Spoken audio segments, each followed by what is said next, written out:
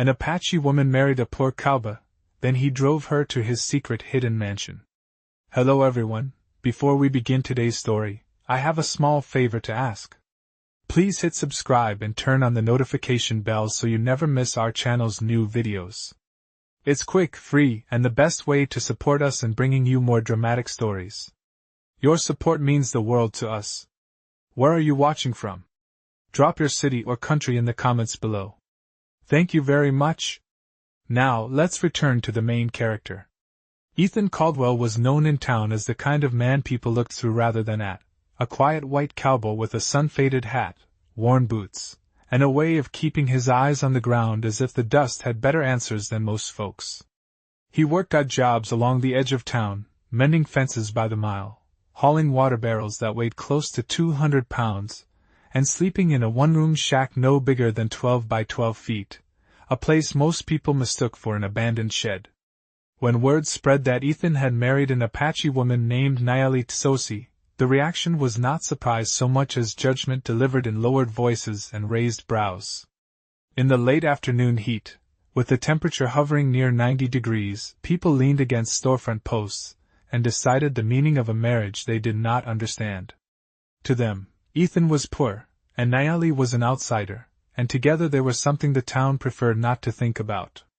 Nayeli walked beside him with a steady calm that unsettled those who stared, her posture straight, her expression composed, her silence carrying more weight than any argument.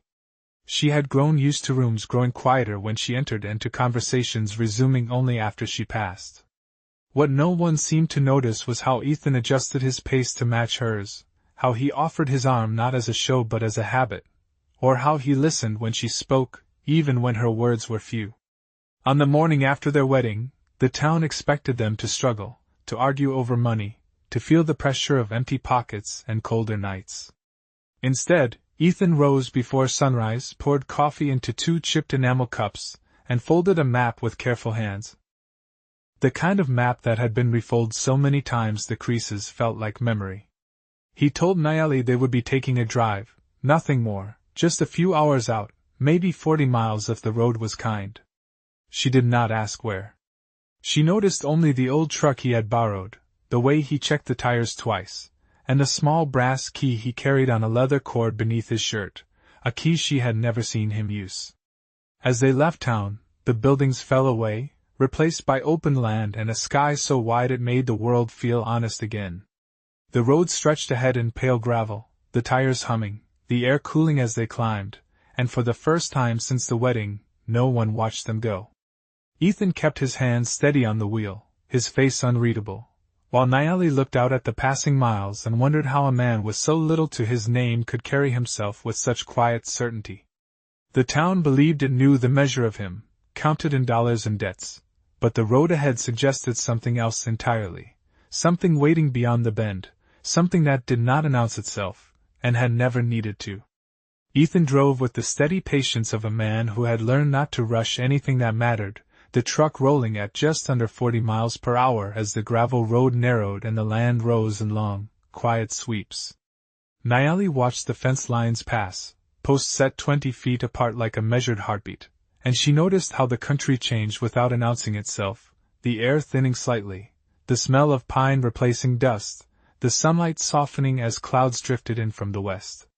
She had married Ethan knowing what the town believed him to be, a poor white cowboy with little to offer but work-worn hands and an honest name, and she had accepted that belief because it had never frightened her. What unsettled her now was not the road or the distance but the calm certainty in his posture, the way his shoulders stayed relaxed as the truck climbed, as if he knew every mile ahead. They stopped once near a dry creek bed where the water had left pale scars in the rock, and Ethan checked the hood with practiced care, wiping his hands on a cloth he kept folded in his back pocket. He offered Nayeli water from a canteen marked with a faded brand, and she drank, tasting cold metal and something clean beneath it, then handed it back without a word. Silence sat comfortably between them, not as absence but as agreement. When they resumed, the road bent east and the truck turned onto a track that did not appear on the map Nayeli had glimpsed earlier, a track just wide enough for tires, pressed into the earth by years rather than traffic. The trees thickened, trunks straight and tall, their shadows stretching across the windshield like slow-moving hands. Ethan slowed again, down to 20 miles per hour, then 15, navigating a curve that revealed a low stone wall running parallel to the road for nearly a quarter mile, stones fitted so precisely that time had failed to loosen them. Nayeli felt a small shift inside her, not fear but recognition, the sense that this place had been chosen, protected, kept. Ethan did not explain. He never did when explanation would cheapen what patience could reveal. The track ended at a closed gate of iron darkened by weather, simple in design, unmarked, set between two posts anchored deep into the ground. He stopped the truck, shut off the engine, and the quiet settled so fully that Nayeli could hear the wind moving high above the canopy. Ethan stepped out and reached beneath his shirt, drawing out the small brass key on its leather cord. It caught the light briefly, warm and dull, the surface worn smooth by years of touch. He fitted into the lock without hesitation, turned it once, and the gate opened with a sound like breath released. He held it open for Nayeli, a small gesture, steady and unassuming, then closed it behind them before returning to the driver's seat. The track beyond sloped gently downward into a valley that unfolded like a held secret, grass kept short by careful tending, a ribbon of water cutting through the center, clear enough to reflect the sky. The truck rolled on, and Nayeli felt the certainty deepen, not because of what she saw, but because of how little Ethan seemed to need her reaction. He was not waiting for approval, or astonishment. He was simply bringing her home to something he had guarded by living without it. As they descended, the outline of a house emerged through the trees, stone and timber set low against the land, not towering but grounded, a place built to last rather than impress. Nayeli did not speak. She understood, in that quiet moment, that the town had measured Ethan by noise and scarcity, and had missed the discipline of restraint, the choice to be small until trust was earned, and she kept her gaze forward as the truck carried them closer, the road smoothing beneath the tires, the valley opening its arms without spectacle. The truck came to a stop on a stretch of packed earth just short of the house, and Ethan shut off the engine as if he were arriving at any ordinary place, not somewhere kept hidden from the eyes of a town that believed it knew him. Nayeli stepped down and felt the ground firm beneath her boots, the grass trimmed close, the air cooler by at least 10 degrees than it had been back on the open road. The house sat quiet, built of pale stone and dark wood, its roof low and wide, the kind of structure that did not challenge the land but listened to it. Windows were set deep, catching light without glare, and a long porch ran nearly 50 feet across the front, wide enough to watch weather move in from miles away. Ethan stood beside her, not watching her face, not searching for surprise, simply waiting, the way he had waited through years of being underestimated. Nayeli took in the details slowly, the water channel running along the edge of the clearing, the split rail fences laid straight and true, the absence of clutter that spoke of discipline rather than wealth. She understood then that this place was not a secret meant to impress but one meant to endure. Ethan led her up the porch steps, each board solid underfoot, and unlocked the door with the same brass key, the sound of the latch echoing once before the house received them. Inside, the air held a steady coolness, the kind achieved by thick walls and careful orientation rather than excess. Furniture was sparse and well kept, a long table made from a single slab of wood, chairs worn smooth at the arms, shelves lined with books whose spines showed years of handling. There were maps rolled and stored, tools cleaned and hung with intention, and photographs set in simple frames, images of land, of men standing shoulder to shoulder, of women whose eyes carried resolve. Ethan moved through the space without ceremony, setting down his hat, placing the keys on a small hook by the door, his movements measured, familiar. Nayeli followed, her steps light, aware that every choice here had been made quietly, over time. She thought of the town, of the narrow glances and the words left unsaid, of how people had measured Ethan by the size of his shack and the weight of his pay, never considering what a man might protect by appearing small. Ethan finally spoke, his voice even, telling her that the house sat on nearly 200 acres, that the land had been purchased long ago and placed under names few remembered, that he had learned early the cost of being seen and the value of patience. He did not speak of pride or revenge. He spoke of choosing a life where noise did not decide worth. Nayeli listened, her expression unchanged, and when he finished, she asked only how long he had carried the key. Ethan answered that he had worn it since he was a young man, since the day he learned that some doors were meant to open only once trust had found its place. Outside, the wind moved through the trees, steady and unhurried, and the house remained still, holding its silence. Nayeli realized that the town would one day learn what it had misjudged, but that day was not this one, and that mattered. Here, away from eyes that counted and compared, Ethan had offered her not proof, not apology, but honesty revealed at its proper hour, and she accepted it by standing beside him, looking out across land that had waited as long as he had, unannounced and unashamed. Ethan did not rush the hours that followed, and Nayeli noticed how the house seemed to move at the same deliberate pace as its owner, as if haste had never been invited inside.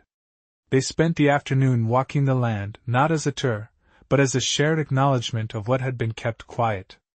Ethan showed her the edge of the creek where the water ran clear even in dry months, the small footbridge he had repaired board by board, and the stretch of pasture where grass grew thick without. Coaxing. He spoke little, offering facts only when they mattered, letting the land explain the rest. Nayeli listened with the same attention she had given to elders in her youth, understanding that restraint was a language of its own.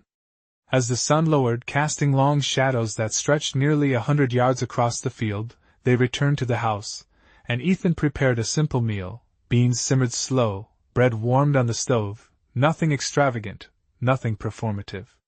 He set the table without ceremony, placing 2 plates opposite each other, the space between them calm and uncharged. Nayeli watched his hands, steady and practiced, and understood that this man had never hidden himself to deceive, only to protect what noise would have ruined. When they sat, the house held the sound of quiet eating, the occasional scrape of cutlery, the soft crackle of firewood settling. Ethan finally spoke of the town, not with bitterness, but with clarity, saying that people often decide who you are before you have finished becoming, and that correcting them rarely changed anything worth keeping. Nayeli nodded, recognizing the truth of it from her own path, from the way her presence alone could invite conclusions she had never agreed to. She told him that marrying him had not been an act of escape or defiance, but of recognition, that she had seen in his silence the same discipline her people valued, the strength to remain whole without demanding to be seen. Ethan listened without interrupting, his gaze steady, accepting her words without surprise. As night settled and the temperature dropped into the low 60s, he lit a lantern on the porch, its glow reaching only as far as it needed to, and they stepped outside together. The valley lay quiet, stars beginning to emerge one by one, unhurried, the kind of sky that made time feel generous. Nayeli leaned against the porch rail and looked out across the land, feeling neither overwhelmed nor impressed, only grounded. She understood that this place was not meant to rewrite the past or silence the town, but to offer a future that did not require explanation. Ethan stood beside her, hands resting on the rail, the brass key now hanging openly at his chest, no longer concealed. He did not mention it, and she did not ask. Some truths, once revealed, did not need further attention. In that stillness, Nayeli realized that the greatest distance they had traveled that day was not the 40 miles from town, but the space between assumption and understanding, and that crossing had been made without argument, without spectacle, simply by arriving where honesty had been waiting all along. Morning arrived gently in the valley, light slipping across the stone walls and finding its way through the windows without asking permission, and Nayeli woke to a stillness that felt deliberate rather than empty. Ethan was already up, moving through the house with the same quiet intention that marked everything he did, the sound of coffee brewing low and steady, the smell grounding and familiar. They ate together without ceremony, and when Ethan mentioned returning to town for supplies, he did so plainly, as if the idea carried no weight beyond necessity. Nayeli understood the choice beneath the words, the decision to step back into a place that had judged them both, not to correct it, but to move through it unchanged. The drive back followed the same road, but it felt different now, the land opening rather than concealing, the miles passing with a sense of completion. When the town came into view, buildings clustered tight as if for reassurance, Nayeli noticed how Ethan's hands remained steady on the wheel, his posture unchanged, the brass key resting openly against his chest. They parked near the general store, the engine ticking softly as it cooled, and stepped down into the familiar heat, now rising toward 85 degrees, the air carrying dust and expectation. Heads turned, conversations paused, and the same eyes measured them again, searching for signs that matched old assumptions. Ethan greeted the store owner by name, asked for feed, flour, and lamp oil, paid in cash without comment, and accepted the goods with a nod. Nayeli stood beside him, composed, her presence neither defensive nor withdrawn, simply present. Someone near the counter remarked quietly that it must be nice to find luck at the right moment, and Ethan responded with a small smile that did not invite further explanation. Outside, as they loaded the truck, Nayeli noticed how the town strained to reconcile what it saw with what it believed, how silence stretched where certainty had once lived. They did not linger. The drive back felt shorter, the road smoothing beneath the tires as if recognizing them, and when the gate came into view again, Nayeli felt a calm settle that had nothing to do with distance. Back at the house, Ethan stored the supplies with care, each item placed where it belonged, and then paused, turning to her with a question he had not asked before, whether she wished to remain here when the seasons changed, or if she would prefer to return to her people with the knowledge of where he stood. Nayeli considered him, not the land or the house, but the man who had chosen patience over display, and she answered that she would stay, not because of what he owned, but because of how he lived. Ethan accepted her words without relief or triumph, only with acknowledgement. That afternoon, they sat on the porch as clouds gathered at the horizon, the sound of distant thunder soft and noncommittal, and Nayeli realized that the turning point had not been the reveal of a hidden place, but the moment Ethan had trusted her with the truth without asking her to carry it as proof. The town would continue to speak, to guess, to revise its stories, but here, in a valley that did not need witnesses, their life moved forward quietly, grounded in choices made without fear of being seen, and that, Nayeli understood, was the rarest kind of wealth. Time did what it always did when left alone, it tested what had been chosen quietly, and weeks passed with the valley holding steady while the world beyond it began to notice absence. Ethan and Nayeli settled into a rhythm shaped by mornings that started before the sun cleared the ridge and evenings that ended with lantern light and measured conversation. The land responded to attention, fences straightened, water channels cleared, the house breathing easily as if relieved to be lived in again. Yet news has a way of traveling without invitation, and in town, questions replaced assumptions. Merchants wondered why accounts once paid in small sums were now settled cleanly and on time. The bank clerk noticed deeds moving through old family trusts that had been dormant for years, signatures matching records that few remembered to check. A surveyor mentioned a maintained boundary where maps showed none, and the postmaster redirected mail addressed in careful script to a box that had not been opened in decades. None of this arrived as accusation, only as curiosity, the slow kind that lingers. One afternoon, as the light slanted across the valley and the temperature hovered near 72 degrees, Ethan received a letter carried by a courier who did not ask questions. The envelope was plain, the paper heavy, requesting confirmation of stewardship for land listed under a Caldwell holding, language formal and patient.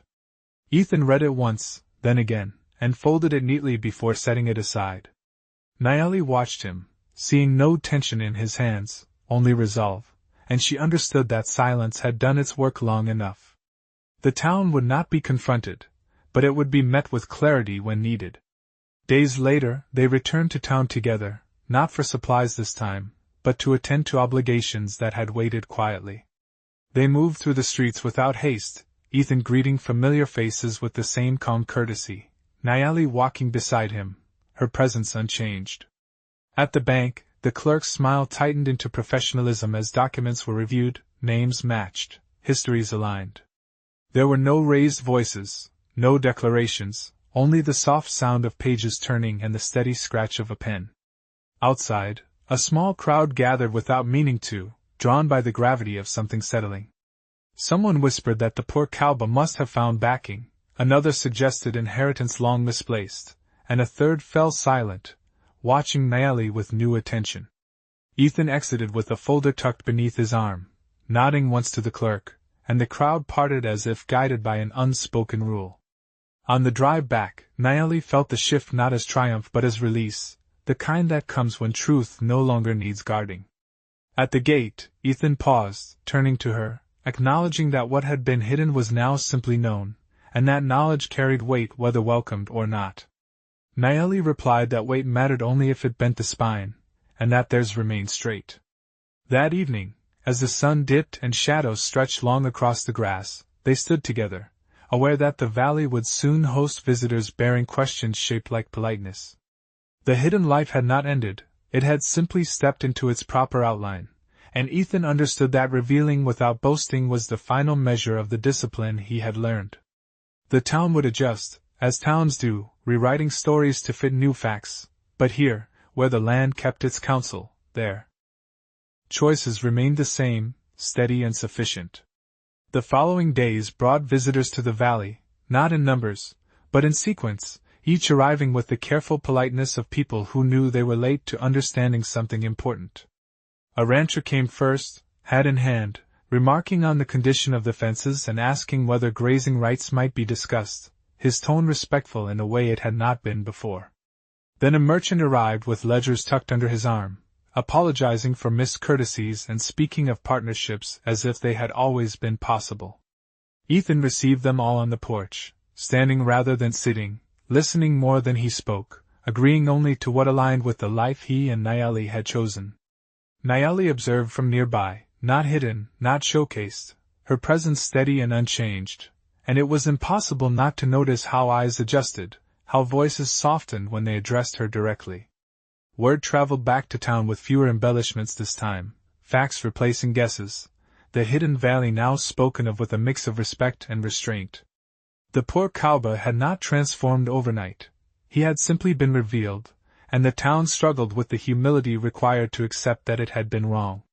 One afternoon, a small delegation arrived from the council, requesting a conversation about land stewardship and community needs, careful to frame the request as an invitation rather than an expectation. Ethan listened, nodded once, and agreed to meet on neutral ground, not to assert influence, but to clarify boundaries. In town, the meeting took place in the same room where judgments had once been passed casually, and the contrast was not lost on anyone present. Ethan spoke plainly, outlining his intentions to maintain the land, to employ fairly, to invest quietly where it mattered, and to remain apart from spectacle. He did not mention past slights. Naeli sat beside him, her posture calm, her gaze level, and when she spoke, it was to remind the room that respect was not granted by wealth, but revealed by conduct over time. The silence that followed was not uncomfortable, only instructive. Outside, the heat pressed down near 90 degrees, but inside, the air felt cooler, as if something had been set right. Afterward, as they walked back to the truck, a woman who had once looked away met Naeli's eyes and nodded, a small gesture, but one that carried weight. The drive back to the valley felt final in a way the first journey had not, the road familiar now, the gate opening without ceremony. That evening, as the sun lowered and the land settled into its long exhale, Ethan and Naeli walked the perimeter together, checking nothing in particular, simply being present. Ethan acknowledged aloud that the hidden life had reached its natural conclusion, not because it had failed, but because it had done its work. Naeli replied that what mattered was not whether the world now knew, but whether they would remain unchanged by being known. He agreed, understanding that restraint would continue to guide them, even as opportunity expanded. As stars emerged overhead, steady and indifferent, the valley held its quiet, unchanged by recognition, and Ethan felt the weight of expectation fall away, replaced by the simpler responsibility of living well. The reveal had not come with applause or confrontation, but with understanding earned slowly, and in that, he saw the measure of the life he had chosen, one that did not need to announce itself to be real. The season turned without ceremony, mornings cooling into the low 50s, afternoons stretching clear and bright, and the valley adjusted as it always had, responding to care rather than attention. Ethan and Nayeli found their days filling with work that mattered, not because it was seen, but because it was needed, repairs made before weather demanded them, plans measured against years rather than weeks. Visitors still came, fewer now, more purposeful, and Ethan learned to say no without explanation, yes without condition, each decision guided by the same restraint that had shaped his silence. Nayeli took on her own role quietly, meeting with those who sought counsel rather than permission, listening more than she spoke, offering perspective rooted in memory and patience. When a family from town asked about work for the winter, she suggested arrangements that honored dignity over charity, and the agreement was sealed with a handshake that carried equal weight on both sides. In moments like these, Ethan noticed how authority had settled around her without effort, not granted by the reveal of the valley, but earned by consistency. One afternoon, as clouds gathered and the air hinted at rain, Ethan brought out old records stored in a cedar chest, documents detailing stewardship, boundaries, and obligations he had carried alone for years. He laid them out on the long table, not as proof, but as invitation, and asked Nayeli to read them with him, to question what did not align with the life they shared. She did carefully, her finger tracing lines, her questions precise, and together they decided what would remain unchanged and what could be improved. The work took hours, the house quiet around them, and when they finished, the rain had begun, steady and unhurried, tapping against the windows like affirmation. That evening, they stood on the porch, watching the valley drink in the water, the creek swelling just enough to sing, and Ethan realized that the greatest gift of revealing his hidden life had been the chance to share its responsibility fully. Nayeli sensed the shift and spoke of balance, of how visibility could be used to protect rather than perform, of how their life could remain grounded even as others looked toward it for guidance. He agreed, understanding that true wealth was not what the town now believed he possessed, but the freedom to choose restraint when excess beckoned. As night settled and the rain eased, lantern light casting a soft circle around them, Ethan felt the long arc of his choices come into focus, the years of being overlooked resolving into a present that asked for nothing more than honesty maintained.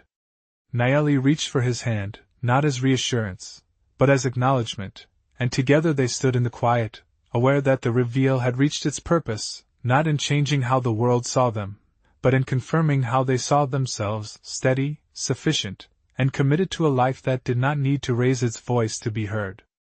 The valley settled into winter with a patience that mirrored the life Ethan and Nayeli had chosen, frost touching the grass at dawn and lifting by mid-morning, the air clean and spare. Snow came lightly enough to soften edges without closing roads, and the house welcomed the season as it had every other, prepared and unbothered. In town, talk continued, but it had lost its edge, becoming the kind of conversation that fills time rather than shapes it.